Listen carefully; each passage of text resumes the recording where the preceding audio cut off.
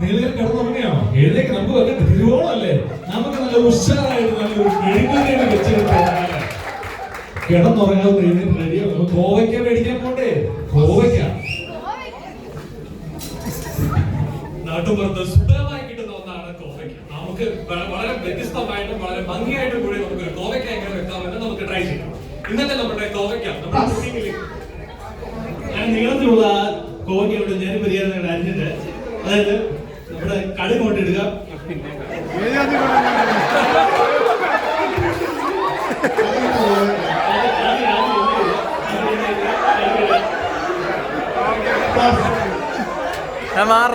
കൊല്ലത്ത് കാണുന്ന ഒരു പ്രത്യേക